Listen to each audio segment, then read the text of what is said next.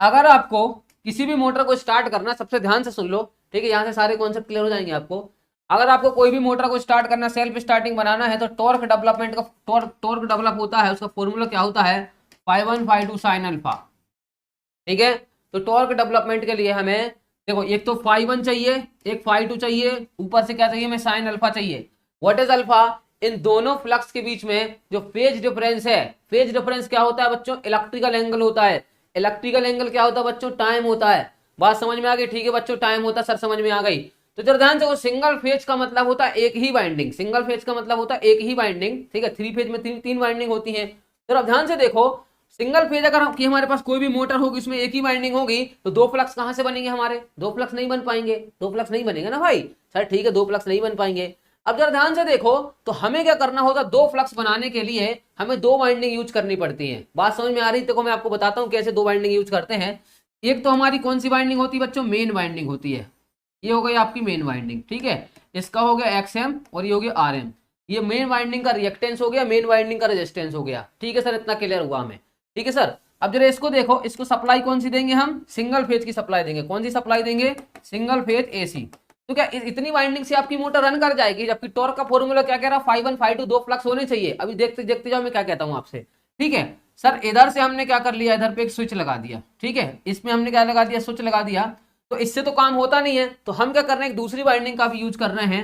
ठीक है, ये दूसरी वाइंडिंग हो गई, ठीक है, और इसका ये रेजिस्टेंस हो गया। ठीक है, अब ध्यान से देखो, इसमें एक ही मोटर से मैं सारी मोटर समझाने वाला हूं, एक ही मोटर से मैं सारी मोटर समझाने वाला हूं। जो ध्यान से देखो, एक मोटर समझाऊंगा, सारी मोटर समझ में आ जाएंगी। ध्यान से देखो, इधर हमने क्या कर दिया, इस तरीके से लगा दिया इसको। ठीक है, इस तरीके से हमने लगा दिया। ये क्या हो गया, एक्स ऑक्सिलरी वाइंडिंग का रिएक्टेंस, और ये हो गया RA हमारे ऑक्सिलरी वाइंडिंग का रिएक्टेंस। ये हमारा कौन सा हो गया, सेंट्रीफ्यूगल स्विच हो गया। क्या होगा भैया, सेंट्रीफ्यूगल स्विच हो गया। अब जरा ध्यान से देखो, हमने किया क्या है कि इधर सिंगल फेज सप्लाई दी, इधर से जो करंट फ्लो होगी, इधर कौन सी सप्लाई दी, सिंगल फेज। ये करंट दो में बढ़ जाएगी बच्चों, एक आएगी IM, ठीक है, और ये कुछ स्विच क्या रहेगा, ऐसा क्लोज रहेगा, और इधर कौन सी करंट फ्लो होगी आपकी, IA ऑक्सिलरी वाइंडिंग की करंट फ्लो होगी। ठीक है बच्चों, तो समझ में आ गया। अब देखो, जब ये करंट इसमें जाएगी तो इसमें कौन सा फ्लक्स बनाएगी, φM, और ये वाली करंट जब इस वाइंडिंग में जाएगी, ठीक है, यहां पर कौन सा फ्लक्स बनेगा बच्चों, φA।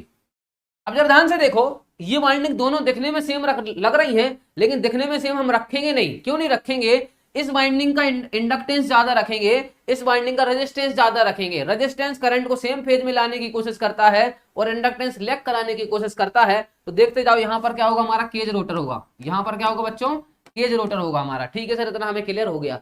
हमारे यहाँ पर क्या होगा, केज रोटर होगा। ठीक है सर, बहुत बढ़िया। अब जरा ध्यान से देखो, एक फ्लक्स ये बन गया, एक फ्लक्स ये बन गया, तो दो फ्लक्स आ गए ना। अब फेज डिफरेंस कैसे होगा, फेज डिफरेंस कैसा बनेगा, जरा ध्यान से देखो आप, फेज डिफरेंस कैसे बनेगा, फेज डिफरेंस कैसा बनेगा सर, देखो देखो जरा ऑब्वियस गौर करना जरा इस पे। ये हमने ले लिया सप्लाई वोल्टेज, ठीक है सर, सप्लाई वोल्टेज रेफरेंस ले लिया। तो ये वाली जो करंट है IM, वो कैसी जाएगी, वो लैगिंग नेचर की होगी। वो कैसी होगी बच्चों, लैगिंग नेचर की होगी। और करंट के सेम फेज में क्या होगा बच्चों, करंट के सेम फेज में क्या होगा, हमारा फ्लक्स बनेगा φM। ठीक है सर, बहुत बढ़िया। अब ये वाली जो करंट होगी, ये वाली जो करंट होगी, जो IA है आपकी, IA है, वो कैसी नेचर की होगी, क्योंकि रेजिस्टेंस इसका ज्यादा है, इतना लिख ही देता हूं मैं। ठीक है, RA is greater, much greater than क्या होगा आपका RM, मतलब इसका रेजिस्टेंस ज्यादा है। समझ में आई बात? तो रेजिस्टेंस क्या बोलेगा कि सेम फेज में चलो। तो इधर पे क्या आएगा बच्चों, हमारा IA आएगा, और इधर पे क्या आएगा, φA आएगा। पर ध्यान से देखो, हमने वाइंडिंग का नेचर चेंज किया। हमने क्या किया बच्चों, वाइंडिंग का नेचर चेंज किया है। वाइंडिंग का हमने जो वाइंडिंग, इसको इंडक्टिव रखा है, इसको रेजिस्टिव रखा है। तो हमें ऑटोमेटिक क्या मिल गया, फेज डिफरेंस मिल गया। क्या मिल गया बच्चों, ऑटोमेटिक क्या मिल गया, फेज डिफरेंस मिल गया। तो ये जो फेज हमें मिला है, जो फेज डिफरेंस हमें मिला है, ठीक है, ये एंगल कितना होता है, नॉर्मली 30 डिग्री होता है। कितने क्वेश्चन भी आएगा ऑब्जेक्टिव, कितना होता है एंगल, 30 डिग्री होता है। तो हमारी कंडीशन सेटिस्फाई हो गई। हमारी कंडीशन क्या बोल रही थी बच्चों, हमारी कंडीशन क्या बोल रही थी कि अगर हमें कोई भी मोटर को स्टार्ट कराएं, टॉर्क की वैल्यू चाहिए है, तो दो फ्लक्स में फेज डिफरेंस चाहिए है। क्योंकि दो फ्लक्स तो चाहिए, अगर इसमें फेज डिफरेंस 0 हो जाएगा, लैगिंग लीडिंग नहीं होगी, तो साइन 0 की वैल्यू कितनी होती है, 0। आपका टॉर्क टोटल कितना हो जाएगा बच्चों, टॉर्क टोटल कितना हो जाएगा बच्चों, 0 हो जाएगा। ठीक है, हम नहीं चाहते कि हमारा टॉर्क कैसा हो, 0। तो हमने क्या करते, वाइंडिंग ही चेंज कर दी। हमने क्या करते, इसको इंडक्टिव बना दिया, इसको रेजिस्टिव बना दिया। तो हमारी बच्चों क्या होगी, कंडीशन क्या होगी, सेटिस्फाई हो गई कि हमें टॉर्क मिल गया। और इस तरीके से आपका क्या हो जाएगा, ये इधर अगर देखोगे तो आपको रिजल्टेंट क्या मिलेगी, एक सेकंड, इधर आप देखोगे तो आपको इधर क्या मिलेगी, आपकी रिजल्टेंट करंट I मिल जाएगी। ठीक है, ये आपको I मिल जाएगी रिजल्टेंट करंट। इस तरीके से हमने क्या किया बच्चों, इस तरीके से हमने क्या किया, सिंगल फेज की मोटर को स्टार्टिंग बना दिया। कैसे, ये स्टार्टिंग मेथड है resistance split phase induction motor. अब जरा ध्यान से देखो आप, इसको कौन सी मोटर कहेंगे, resistance split phase induction motor. Phase को हमने स्प्लिट कर दिया, ठीक है बच्चों, मजा आ गया।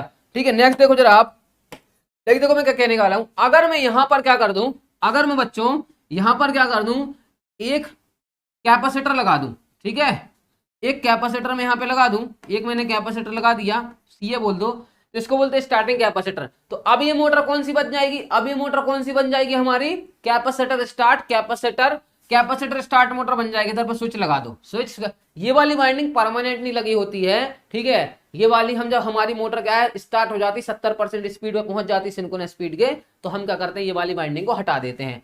तो ये कैपेसिटर लगा दिया, ये कैपेसिटर को क्या कर देगा बच्चों, करंट को लीड करा देगा, करंट को, जो हमारी करंट ऐसी जा रही थी ना, ये बार इसमें क्या हो जाएगा, ध्यान से देखो, इसमें क्या हो जाएगा, अब हमारी आइए कैसी जाएगी, आइए इधर जा रही थी ना, अब ये आइए इधर ना जाके, अब ये आइए इधर ना जाके, अब ये आइए कहां पर जाएगी, इधर ध्यान से देखो, ये आइए अब यहां ना जाके, जो आइए इधर जा रही थी अब वो लीड करेगी, कैपेसिटर का क्या नेचर, लीड कराना, तो फेज डिफरेंस और मिल जाएगा हमें, फेज डिफरेंस। तो कैपेसिटर लगाने से क्या है, स्टार्टिंग टॉर्क बढ़ जाता है, क्योंकि फेज डिफरेंस बढ़ेगा। अगर फाई बढ़ेगा तो ध्यान से देखो, फाई अल्फा कुछ भी कह दो, अगर ये चीज बढ़ेगी आपकी तो देखो साइन अल्फा की वैल्यू बढ़ेगी, ठीक है। अल्फा अगर बढ़ेगा आपका तो क्या होगा, स्टार्टिंग टॉर्क हमारा क्या होगा, टॉर्क क्या होगा बच्चों, ज्यादा होगा।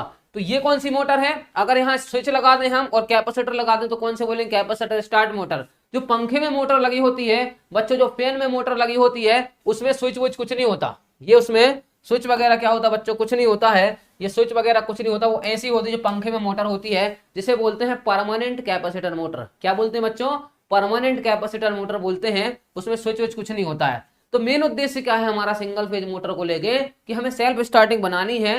बेसिकली सिंगल फेज की motor winding point of view से हम देखें तो कैसी होती है मेरे बच्चों, वो कैसी होती है, दो फेज की मोटर होती है, टेम्परेरी दो फेज की मोटर होती है। क्योंकि अगर आपको मोटर को स्टार्ट करना है, अगर आपको मोटर को स्टार्ट करना है तो आपको क्या करना पड़ेगा, आपको दो फेज तो चाहिए, क्योंकि ये वाली कंडीशन कैसे सेटिस्फाई करेगी कि 5 1 5 2 साइन अल्फा आपका होना चाहिए। ठीक है सर, इतना क्लियर हो गया। इसके बाद ये हो गई, अब तीन मोटर हो गई, इससे कौन सी हो गई, single phase split phase induction motor, ठीक है, single phase capacitor star induction motor, है ना। और अगली कौन सी हो गई, परमानेंट कैपेसिटर मोटर, ठीक है। अब हम आ जाते हैं अपने उस वाले पॉइंट पे, ठीक है, अब आ जाते हैं क्वेश्चन पे, जरा ध्यान से